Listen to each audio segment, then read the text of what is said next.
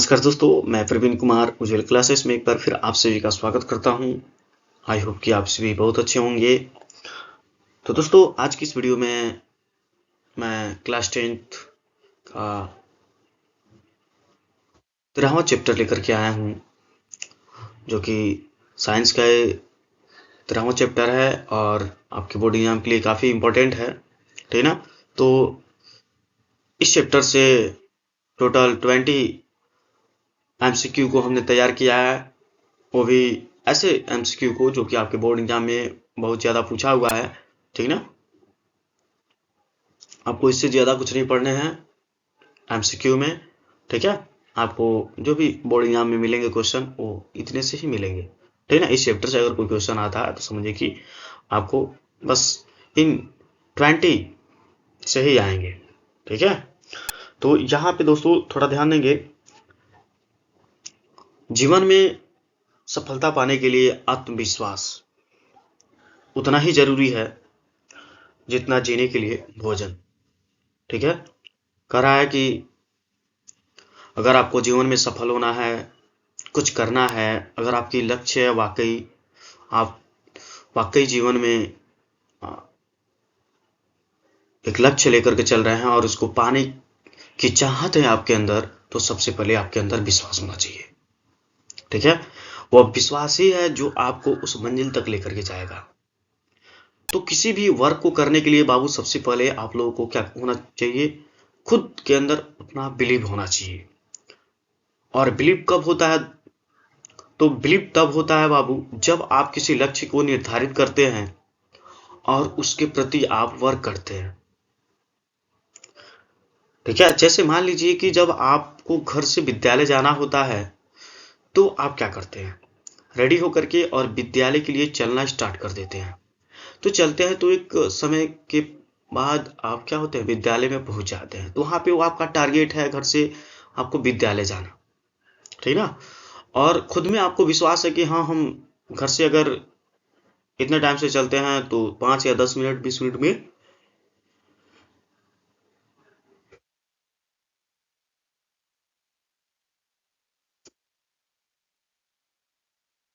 पहुंच जाएंगे, ठीक है। तो आपको किसी भी काम को लेकर के आपके अंदर उतनी ही जिज्ञासा होनी चाहिए, तड़प होनी चाहिए और उसके प्रति आपकी लगन होनी चाहिए और मेहनत उतनी ही बेहतर होनी चाहिए। जब ये सारी चीजें आप करेंगे तो आपके अंदर बिलीव पैदा होगा, विश्वास आएगा।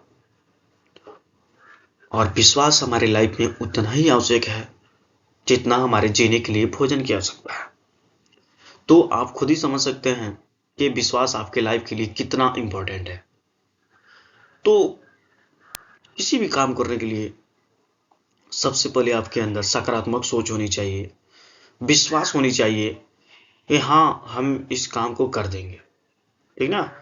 जैसे आपको 90 प्लस आपको स्कोर करना है, तो सबसे पहले बाबू आपके अंदर एक विश्वास होना चाहिए कि आई कैन डू इट, मैं कर सकता हूँ, आई कैन डू इट, ठीक ना। तो ये चीज आपके अंदर हमेशा होनी चाहिए। अगर जब इतना आपके अंदर रहेगा ना, तो आप वर्क को करेंगे और वर्क को करने के लिए जितना भी मेहनत करना पड़े आप पीछे नहीं हटेंगे और अंततः आपको सफलता आपकी कदम चूमेगी। तो दोस्तों, सबसे ज्यादा जरूरी है विश्वास। तो सबसे पहले आप अपने अंदर खुद एक विश्वास लाइए कि हम इस काम को कर सकते हैं, और विश्वास दिलाइए खुद को और उस पर वर्क करना स्टार्ट कीजिए। आई होप दोस्तों, मंजिल आपकी कदम चूमेगी, आप मंजिल को सफर कर जाएंगे। तो चलिए हम लोग स्टार्ट करते हैं, देखते हैं कि हमारा क्वेश्चन क्या है। यहाँ पे देख सकते हैं जो क्लास 10th है और साइंस, ठीक है। तो हम साइंस से ही आपको लेकर आते हैं, जो भी टॉपिक लेकर के आना होता है। तो आई होप कि आप इन चीज़ों को अच्छे से देखेंगे और अपनी प्रिपरेशन बेहतर करेंगे, क्योंकि आपको बेहतर नंबर लाने हैं अपने बोर्ड एग्जाम में। देखिए दोस्तों, सहारे बैठे रहने से कुछ नहीं होता है, मेहनत करनी पड़ती है किसी चीज़ को हासिल करने के लिए। तो जगिए और पढ़ाई शुरू कर दीजिए। तो यहाँ पे आपका चैप्टर है, देख सकते हैं, विद्युत धारा के चुंबकीय प्रभाव, ठीक ना, जिसको इंग्लिश में बोलते हैं magnetic effects of electric current, ठीक ना। तो यहाँ पे आप देख सकते हैं दोस्तों, हमने टोटल 20 क्वेश्चन को सिलेक्ट किया है, वो भी ऐसे 20 क्वेश्चन को हमने सिलेक्ट किया है जो कि आपके बोर्ड एग्जाम में बहुत बार पूछा हुआ है, ठीक ना। तो हम ज़्यादा लेंदी नहीं चाहते हैं, आपको वो चीज़ें देना चाहते हैं इस वीडियो के माध्यम से कि जो चीज़ आपके बोर्ड एग्जाम में ज़्यादा से ज़्यादा पूछा हुआ है, और आपको बहुत सारी चीज़ें ना पढ़ना पड़े जिससे कि आप बहुत ज़्यादा हेरिटेट ना हो, ठीक ना। तो आपको वही चीज़ पढ़ना है जो कि आपके बोर्ड एग्जाम में बहुत ज़्यादा मायने रखते हैं, बहुत ज़्यादा क्वेश्चन पूछे हुए हैं, ठीक ना। तो आप वीडियो को पूरा देखिए दोस्तों, और यदि आप मेरे चैनल पे नए व्यूअर्स हैं तो मेरे चैनल को सब्सक्राइब कर लीजिए और वीडियो को भी लाइक कर दीजिए, ठीक ना। तो चलिए हम लोग बात करते हैं पहले क्वेश्चन की। पहला क्वेश्चन आप देख सकते हैं, कौन सा चुंबकीय क्षेत्र का मात्रक नहीं है। कौन सा चुंबकीय क्षेत्र का मात्रक नहीं है, तो ये किसका पूछ रहा है, तो चुंबकीय क्षेत्र का, ठीक ना, मैग्नेटिक फील्ड का। तो यहां आप देख सकते हैं ऑप्शन में दिया हुआ है वेबर प्रति मीटर स्क्वायर, बी में दिया है टेस्ला, सी में दिया है गॉस, और डी में दिया है न्यूटन न्यूटन प्रति एम्पियर स्क्वायर। देखिए क्वेश्चन इंपॉर्टेंट है, जो कि 12, 17 और 18 में पूछा हुआ है, ठीक ना। तो बहुत अच्छे से इन सारी चीज़ों को आप पढ़ेंगे और पढ़ने के साथ साथ इसको नोट भी करते चलेंगे और भी बेहतर रहेगा चीज़ों को, ठीक ना। दोस्तों, मेहनत करने से हर एक चीज़ हासिल हो जाती है, ठीक ना। आप कोशिश तो कीजिए, कोशिश करने वालों की कभी हार नहीं होती है, आप सभी जानते हैं। तो आप फिर क्यों पीछे रहते हैं कोशिश करने से, कोशिश कीजिए, आपकी एम कंप्लीट होगी, आई होप, ठीक है। तो यहाँ पे कौन सा चुंबकीय क्षेत्र का मात्रक नहीं है दोस्तों, तो यहाँ पे आपका ऑप्शन नंबर दोस्तों डी है, न्यूटन प्रति मीटर स्क्वायर। आपका ऑप्शन नंबर डी सही होगा, ठीक है, न्यूटन प्रति मीटर स्क्वायर। नेक्स्ट क्वेश्चन की बात करते हैं हम लोग। चुंबकीय क्षेत्र में गतिशील आवेशित कण लगने वाले चुंबकीय बल की दिशा ज्ञात करने का नियम, ठीक ना। चुंबकीय क्षेत्र में गतिशील आवेशित कण पर लगने वाले चुंबकीय बल की दिशा ज्ञात करने का नियम को ज्ञात करना है। ये देखिए क्वेश्चन 2013 और 21 में पूछा हुआ है। तो कह रहा है ए ओम का नियम, बी कह रहा है दाएं हाथ के अंगूठे का नियम, सी कह रहा है फ्लेमिंग के बाएं हाथ का नियम, और डी कह रहा है दक्षिणावर्त पेच का नियम, ठीक ना। तो दोस्तों, आप इस हेडिंग को तो बहुत अच्छे से पढ़े होंगे, ठीक ना, और इसका आंसर तो आप लोग खुद ही करना चाहिए। तो आप इसका आंसर कीजिए दोस्तों, बहुत ही आसान है इसका आंसर, आप लोग बहुत बार पढ़े होंगे इस चीज को, ठीक ना, क्योंकि पेपर में बहुत ज्यादा पूछा जाता है फ्लेमिंग के बाएं हाथ का नियम, ठीक ना। तो देखिए यहाँ पे आपका ऑप्शन नंबर सी सही होगा दोस्तों, ठीक ना, फ्लेमिंग के बाएं हाथ का नियम, ठीक ना। ये क्वेश्चन आपके लिए इंपॉर्टेंट हो सकता है दोस्तों, ठीक है, क्योंकि इस वैज्ञानिक के नाम से बहुत क्वेश्चन आता है आपको बोर्ड एग्जाम में, ठीक है। तो चुंबकीय क्षेत्र में गतिशील आवेशित कण पर लगने वाले चुंबकीय बल की दिशा ज्ञात करने का नियम है फ्लेमिंग के बाएं हाथ का नियम, ठीक है। नेक्स्ट क्वेश्चन की बात करते हैं, एक गतिमान आवेशित कण उत्पन्न करता है, ठीक ना, एक जो गतिमान आवेशित कण है वो उत्पन्न करता है। तो यहाँ पे आप देख सकते हैं एक क्वेश्चन पूछा हुआ 2012 में, 13 में, 14 में, 16 में, 20 में, यानी वेरी वेरी मोस्ट इंपॉर्टेंट दोस्तों क्वेश्चन है ये, ठीक ना, very very most important question है ये, ठीक है। तो यहाँ पे ऑप्शन भी दे रहा है कि केवल चुंबकीय क्षेत्र का, केवल विद्युत क्षेत्र का, सी चुंबकीय व विद्युत क्षेत्र दोनों, इनमें से कोई नहीं। इसका आंसर आप लोग कीजिए फटाफट, क्योंकि ये सारी चीजें आप पढ़ चुके होंगे, आपको आंसर करना चाहिए दोस्तों।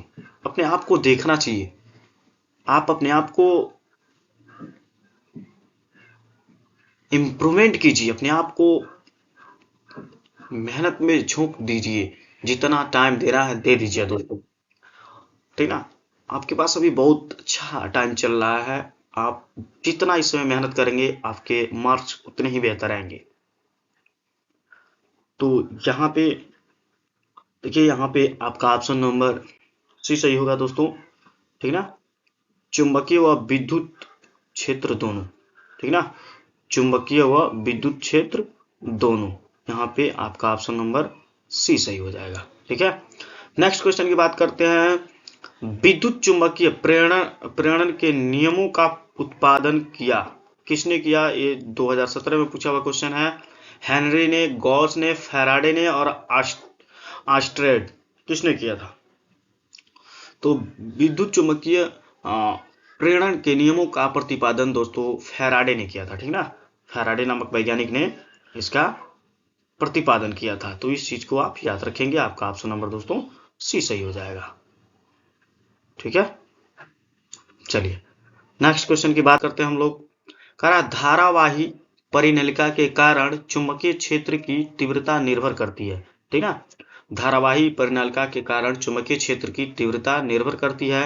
ये 2019-20 में पूछा हुआ क्वेश्चन है। और एक क्या कह रहा है, क्रोड के पदार्थ की प्रकृति पर, बी विद्युत धारा के परिणाम पर, सी कुंडली के फेरों की संख्या पर, और इन सभी पर, ठीक ना। तो यहाँ पे आपका आंसर देखेंगे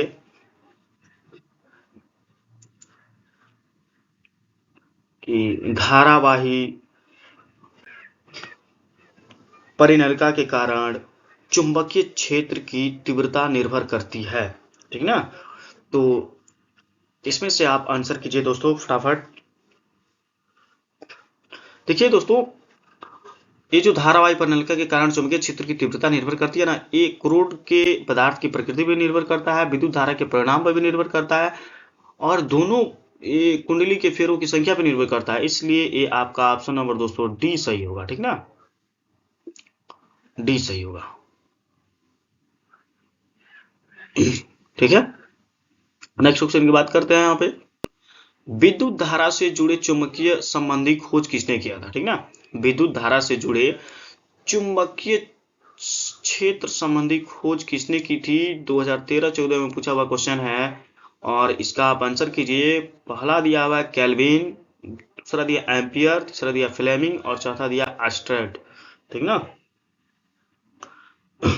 तो यहाँ पे दोस्तों जो आपका आंसर होगा वो एस्ट्रेड होगा, यानी ऑप्शन नंबर डी होगा, ठीक है।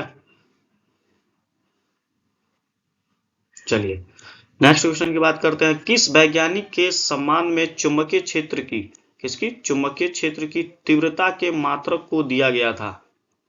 किस वैज्ञानिक के सम्मान में चुंबकीय क्षेत्र की तीव्रता के मात्रक को दिया गया था? तो ऑप्शन ए में न्यूटन, गैलीलियो, एस्ट्रेड और फ्लेमिंग। तो यहां पे हम बात करते हैं दोस्तों आपका ऑप्शन नंबर 3, ठीक ना। ऑप्शन नंबर यहाँ पे सी सही होगा, ठीक ना। ये ऑप्शन नंबर आपका सी सही होगा, एस्ट्रेड, ठीक है। चलिए नेक्स्ट क्वेश्चन की बात करते हैं हम लोग। करा विद्युत मोटर रूपांतरण होता है, ठीक है। विद्युत मोटर रूपांतरण होता है किसका? देखिए 2020 में और 21 में पूछा हुआ क्वेश्चन है, ये भी बहुत इंपॉर्टेंट है। कह रहा है यहाँ पे ऑप्शन ए दे रहा है रासायनिक ऊर्जा को विद्युत ऊर्जा में, ठीक ना। विद्युत मोटर किसमें रूपांतर मतलब किसमें बदलता है? फिर विद्युत ऊर्जा को यांत्रिक ऊर्जा में, यांत्रिक ऊर्जा को विद्युत ऊर्जा में, और विद्युत ऊर्जा को रासायनिक ऊर्जा में, ठीक ना। तो यहाँ पे आपका ऑप्शन नंबर दोस्तों बी सही होगा, ठीक है। यहाँ पे आपका ऑप्शन नंबर बी सही होगा, हो गया। क्या है? विद्युत ऊर्जा को यांत्रिक ऊर्जा में परिवर्तित करता है, ठीक ना। तो जो विद्युत मोटर होता है वो विद्युत ऊर्जा को यांत्रिक ऊर्जा में परिवर्तित करता है। नेक्स्ट क्वेश्चन, एक यांत्रिक ऊर्जा को विद्युत ऊर्जा में बदलने वाला उपकरण है। एक यांत्रिक ऊर्जा को विद्युत ऊर्जा में बदलने वाला उपकरण है, क्या है? इस चीज को हम लोग जानेंगे। 2010 और 13 में पूछा हुआ क्वेश्चन है। करा माइक्रोफोन, बी टेलीफोन, सी विद्युत जनित और डी विद्युत मोटर। ठीक ना, तो आपका यहाँ पे दोस्तों आंसर होगा ऑप्शन नंबर सी। ठीक ना, डायनेमो आ सकता है या विद्युत जनित भी आता है। ठीक ना, तो जो विद्युत जनित होता है वो क्या करता है? यांत्रिक ऊर्जा को विद्युत ऊर्जा में बदलने का उपकरण यानी काम करता है। ठीक है, डायनेमो परिवर्तित करता है। देखिए ये चीज यहाँ पे पूछा जा रहा है ना, इसी क्वेश्चन को देखिए कैसे घुमा करके पूछा हुआ है। डायनेमो परिवर्तित करता है, ये 2004 में, 12 में और 18 में क्वेश्चन पूछा हुआ है। रासायनिक ऊर्जा को विद्युत ऊर्जा में, ध्वनि ऊर्जा को चुंबकीय ऊर्जा में, यांत्रिक ऊर्जा को विद्युत ऊर्जा में और यांत्रिक ऊर्जा को प्रकाश ऊर्जा में। ठीक ना, तो यहाँ पे आपको इसका आंसर तो खुद ही देना चाहिए दोस्तों। फटाफट इसका आंसर कीजिए आप लोग। अभी देखिए यहाँ पे क्वेश्चन ऊपर पूछा हुआ है कि एक यांत्रिक ऊर्जा को विद्युत ऊर्जा में बदलने का उपकरण है डायनेमो, और यहाँ पे उसी क्वेश्चन को अब क्या किया है, बदल के पूछ दिया। ठीक ना, डायनेमो परिवर्तित करता है, तो आप बताएंगे यांत्रिक ऊर्जा को विद्युत ऊर्जा में। ठीक है दोस्तों, यहाँ पे तो कहीं से भी फॉल्ट नहीं होना चाहिए आपको। आप देख रहे हैं कि कितना मस्त क्वेश्चन घुमा करके पूछ दिया है। ठीक ना, तो थोड़ा सा आपको भी यहाँ पे कॉमन सेंस लगाने की जरूरत है। ठीक है, रटने की जरूरत नहीं है दोस्तों, कॉमन सेंस की जरूरत है। चलिए नेक्स्ट क्वेश्चन की हम बात करते हैं। करा विद्युत जनित में विद्युत चुंबकीय प्रेरण होता है। विद्युत जनित में विद्युत चुंबकीय प्रेरण होता है, तो ये क्वेश्चन पूछा हुआ है 12, 13, 17 और 20, यानी वेरी वेरी मोस्ट इंपॉर्टेंट। देखते रहे ना कितना बार पूछा हुआ क्वेश्चन। ठीक है, तो विद्युत जनित में विद्युत चुंबकीय प्रेरण होता है क्षेत्र चुंबकों में, आर्मेचर में, सर्पी वलयों में और विभक्त वलयों में। ठीक ना, तो इसका ऑप्शन नंबर कौन सा सही होगा दोस्तों? फटाफट आंसर कीजिए। विद्युत जनित में विद्युत चुंबकीय प्रेरण होता है, तो आप बताएंगे दोस्तों यहाँ पे ऑप्शन नंबर डी सही होगा, आर्मेचर। ठीक ना, आर्मेचर होगा यहाँ पे इसका ऑप्शन नंबर डी बी सही। ठीक है, चलिए नेक्स्ट क्वेश्चन 12 नंबर का रहा है विद्युत जनित होता है। विद्युत जनित किसका स्रोत होता है? विद्युत आवेश का, विद्युत ऊर्जा का, यांत्रिक ऊर्जा का, इनमें से कोई नहीं। ठीक ना, तो ये क्वेश्चन यहाँ पे इसका फटाफट आंसर कीजिए आप लोग। यानी विद्युत धारा जो विद्युत जनित होता है वो किसका स्रोत होता है? तो दोस्तों बताएंगे विद्युत ऊर्जा का। इसका ऑप्शन नंबर आपका क्या सही हो जाएगा दोस्तों? बी। ठीक ना, ऑप्शन नंबर क्या हो जाएगा? बी सही हो जाएगा। तो आप बताएंगे विद्युत जनित स्रोत होता है किसका? विद्युत ऊर्जा का। ठीक है, विद्युत धारा उत्पन्न करने की युक्ति है, तो विद्युत धारा उत्पन्न करने की युक्ति को क्या कहते हैं? जनित कहते हैं, धारामापी कहते हैं, अमीटर कहते हैं और मीटर कहते हैं। 2016 में पूछा हुआ क्वेश्चन है। ठीक ना, तो यहाँ पे दोस्तों ये बहुत आसान है, इसका आंसर कीजिए आप लोग फटाफट। तो इसका ऑप्शन नंबर दोस्तों ये सही हो जाएगा, जनित। ठीक ना, यहाँ पे आपका ऑप्शन नंबर ये सही हो जाएगा, विद्युत धारा उत्पन्न करने की युक्ति जनित कहलाती है। ठीक है, चलिए नेक्स्ट क्वेश्चन पे हम लोग चलते हैं। करा विभक्त वलय का उपयोग किया जाता है किसमें? 2021 में पूछा हुआ क्वेश्चन है। करा एसी जनित में, एसी मोटर में, डीसी जनित में, सभी में। ठीक ना, तो यहाँ पे इसका आंसर कीजिए आप लोग फटाफट दोस्तों। बहुत आसान क्वेश्चन है दोस्तों, बस आपको रिवाइज कर लेना है, 2-3 बार पढ़ लेना है, आपको ये सारी चीजें आसानी से आ जाएंगी। ठीक है, बहुत ज्यादा इसमें तामझाम नहीं है। ठीक ना, देखिए ये यहाँ पे आपका क्वेश्चन नंबर 14 का ऑप्शन नंबर ए सही हो जाएगा, और क्या होगा? एसी जनित में। ठीक ना, नेक्स्ट क्वेश्चन चुंबकीय प्रभाव आधारित होता है। जो चुंबकीय प्रभाव होता है कह रहा है वो आधारित होता है, किस पे आधारित होता है? तो सीटी स्कैन पर, एक्सरे किरणें पे, अल्ट्रासाउंड में और एमआरआई में। ठीक है, तो यहाँ पे चुंबकीय प्रभाव आधारित होता है, यहाँ पे आपको बताना है। ठीक ना, तो जो चुंबकीय प्रभाव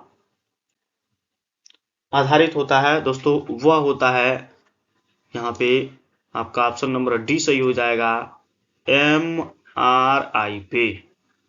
ठीक है, एमआरआई कराया जाता है, इसी को बोला जाता है ये। ठीक ना, तो किस पे आधारित? तो चुंबकीय प्रभाव आधारित होता है। ठीक है, मानव शरीर के किस अंग में चुंबकीय क्षेत्र उत्पन्न होता है? अब बताइए दोस्तों, मानव शरीर के किस अंग में चुंबकीय क्षेत्र उत्पन्न होता है। ये क्वेश्चन है ना दमदार, मजा आ जाएगा दोस्तों। मानव शरीर के किस अंग में चुंबकीय क्षेत्र उत्पन्न होता है? तो ऑप्शन ए में जरा मस्तिष्क में, बी हृदय में, सी आंखें में, और ए और बी दोनों में। तो यहाँ पे दोस्तों आपका देखिए, आपका ऑप्शन नंबर ए मस्तिष्क भी सही हो जाएगा, हृदय भी सही हो जाएगा, ठीक ना। तो यहाँ पे क्या होगा, ऑप्शन नंबर आपका कौन सा सही होगा दोस्तों?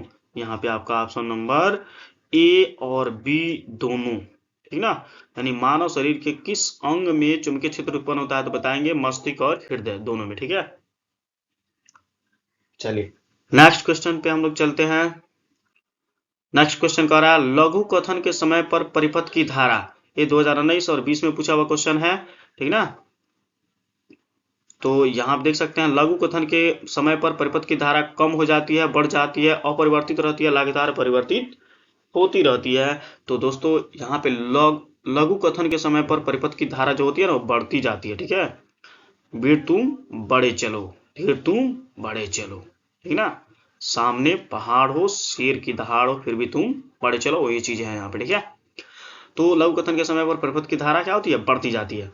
करा 18 नंबर क्वेश्चन, दिष्ट धारा यानी डीसी की आवृत्ति है, क्या है? 50 हर्ट्ज है, 0 हर्ट्ज है, 60 हर्ट्ज है और 80 हर्ट्ज है, क्या इसमें? तो यहाँ पे दोस्तों आपका ऑप्शन नंबर बी सही हो जाएगा और ये हो जाएगा 0 हर्ट्ज है, ठीक ना। तो दिष्ट धारा की जो आवृत्ति होती है वो 0 होती है, 0 हर्ट्ज होती है, ठीक है।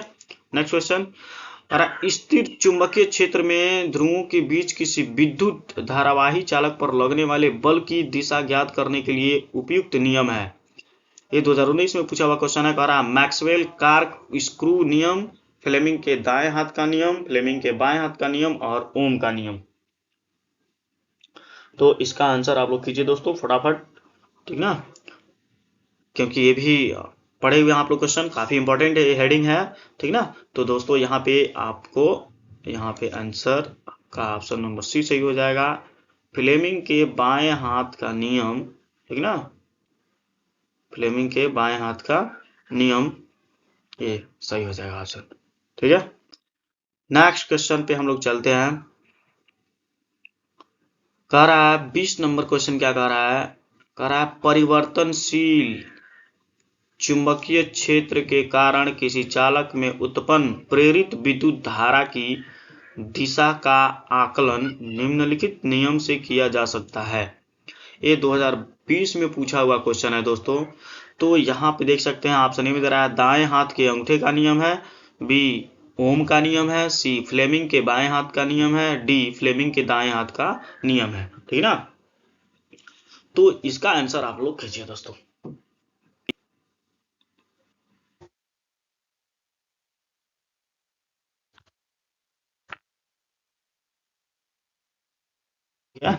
तो यहाँ पे आपका ऑप्शन नंबर दोस्तों क्या हो जाएगा? ऑप्शन नंबर डी सही हो जाएगा, फ्लेमिंग के दाएं हाथ का नियम, ठीक ना।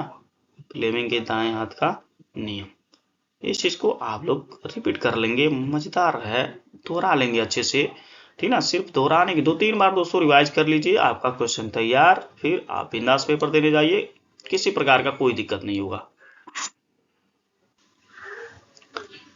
तो बस आज की इस वीडियो में दोस्तों इतना ही, ठीक ना। आई होप कि आप इन चीज़ों को अच्छे से, 20 क्वेश्चन को आप अच्छे से पढ़ लेंगे और बार बार इसको रिवाइज करते रहिएगा। जितने भी टॉपिक हैं आप सभी टॉपिक को अच्छे से रिवाइज करते रहिए, ठीक ना। और आई होप कि आप बेहतर नंबर लाएंगे दोस्तों, ठीक है। जय हिंद, मिलते हैं नेक्स्ट वीडियो में।